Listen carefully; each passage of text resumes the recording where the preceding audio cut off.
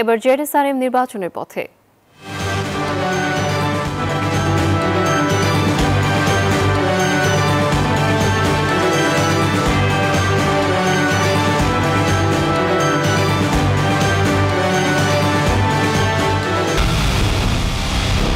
পুরো দেশের মুখে হাসি ফোটাতে নিজেকে হতে হয় স্ট্রং, আর মনোবল হতে হয় স্পার্ক জিরো। জেডএসআরএম 25 বছরের পথ চলায় নিরাপদে রাখার প্রত্যয়ে।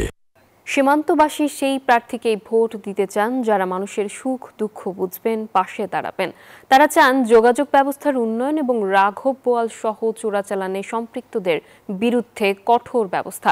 এসব না করতে পারলে ভালো থাকবে না সীমান্তবাসী, মনে করে সুশীল সমাজ। হুমায়ুন কবির সূর্যর পাঠানো তথ্য ছবিতে ডেস্ক রিপোর্ট।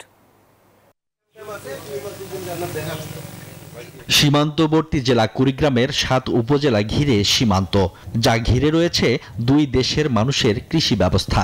কিন্তু স্বাধীনতার এত বছর পরও সীমান্তের গ্রামগুলোতে যোগাযোগ ব্যবস্থার কোনো উন্নয়ন ঘটেনি। এছাড়াও চোরাচালান এই এলাকার মানুষের জন্য একটি লোভনীয় হাতছানি। এ থেকে রক্ষা পাচ্ছে না যুব সমাজ। আমরা চাই না যে আমার চোরাচালান আমার হোক, বর্ডার হোক বা গন্ডগোল হোক। চাষাবাদও করতে পারি না, সবসময় মনে করেন যে আসিয়া আমাকে পিটায়। সীমান্তবাসীর অভিযোগ, সীমান্তের রাস্তা পাকা না হওয়ায় বিপাকে স্থানীয়রা, এমনকি যোগাযোগ ব্যবস্থা খারাপ হওয়ায় পণ্য নিয়ে ভোগান্তিতে পড়েন তারা। ভোট যখন চলে যায়, যারা এমপি হয় তারা তাদের স্থানে চলে যায়, আমার খোঁজ খবর নেয় না। খালি ভোট আসলেই ওরা আসে, ওখানে ভোট দেন, এ দেন ও দেন, ভোট ফুরি গেল, সব ফুরি গেল। যোগাযোগ ব্যবস্থা যে গাড়ি ঘোড়া, এটা আমাদের জন্য খুব দুষ্কর।